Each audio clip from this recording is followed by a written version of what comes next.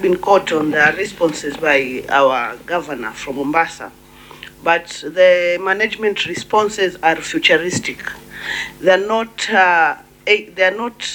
remedying the short-term problems that they are having.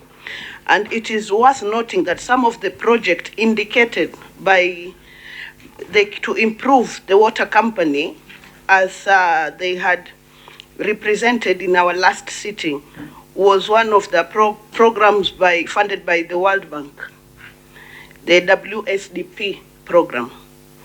Can the governor tell us, because they had a term that it was going to be completed, and that was 2023, and I'm sure, given that they are submitting today that that program is not yet completed, maybe they can tell us what's the problem on the expansion of the project. The project, I wouldn't call it that it has a problem, but actually there are two components to it. One of them, of course, is a universal matter money. The WSDP project is dependent on funding from the World Bank. Funding from the World Bank was confirmed, but that money to come to us, you will realize the last allocation that was done by and confirmed by the Senate on conditional grants, it took quite a while, Chair. There was a stalemate and all, and by the time we got that money, because without paying the contractor, the work cannot be able to continue. And this is money that was totally from the World Bank. However, we cannot be able to receive that money unless Parliament gives its nod. There has been delays from disbursements. What I can be able to confirm is immediately we get paid within a period of probably, is it 48 hours? 48 hours. When we receive the money, within a period of 48 hours, we pay the contractors because the certificates are ready, they're actually gathering dust. The other issue that is there, Chair, there has been a delay. And there was something else that was proposed. This was for the Kipevu, which has caused that this contract might have a variation. And the variation is caused by coming up with a concept on digitizing that whole of the Kipevu Siwa network. This was presented to the ministry. It was presented to the World Bank. Both the ministry and the World Bank here have given it its nod, and it now has to go to World Bank headquarters if they will agree for that variation to continue or not. But I just want to state it clearly, Chair, without, there's nothing we can be able to do.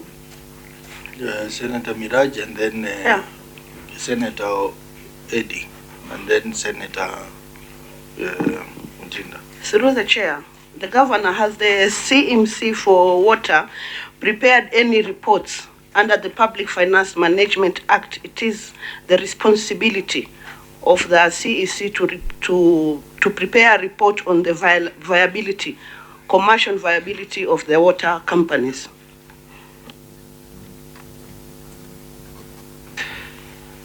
Chair, maybe I think the Senator is referring to the CCM for finance, not water. It is the CCM for finance that is actually meant to be preparing. I stand guided, and maybe we can ask the legal team to be able to provide us with that particular. Section 184 speaks of the CEC for water, to prepare that report of for which commercial act? viability. Public Finance Management Act. Just open section 184. As we're looking at that act, Chair, maybe we could get another question, and then I will answer that so that I can be able to read the act that she's referring to. Senator Eddie raised his hand much earlier. Senator Mtinda. Chair, just give the ladies. I don't mind if she goes first. Is there a doubt that we are losing water on non-revenued? There's zero doubt whatsoever. The non-revenued water, Chair, comes from many reasons. One of the main issues that is there is, of course, we have piping that is extremely old. The piping that we have is not piping that we can be able to just say that this is. The other part that is there is the system of collecting revenue and monitoring how this water has been moving is a system that has been there probably from colonial times. It's the same system. That is the reason why we came up with the concept of putting up the smart meters. With the smart meters, when they did the trial phase, it automatically showed that once we are able to get bulk water at a certain point, it monitors where there are leakages, it monitors where there's pilferages as well. We would have done this faster, but the procurement laws in this country are very, very strict for a good reason, and we had to ensure that we follow what needs to be able to be done. The other one that is there, I want to give just an example because on this particular year, that is one of the major reasons that this happened. When they were building the Makupa Causeway, and railways actually did a huge damage on our infrastructure there. That caused a huge amount of water to be lost. In fact, till today, Kenya Railways has to pay us how much? Around 40 million. And by the way, that 40 million is not even in loss of water. The amount of money that they actually have to pay us is just in the infrastructure that they caused damage to. The other damage that has also been caused is by the likes of, I think it is Kenha, isn't it? The Changamwe interchange. How much do they have to pay us? Is one of the other culprits that has been able to cause this.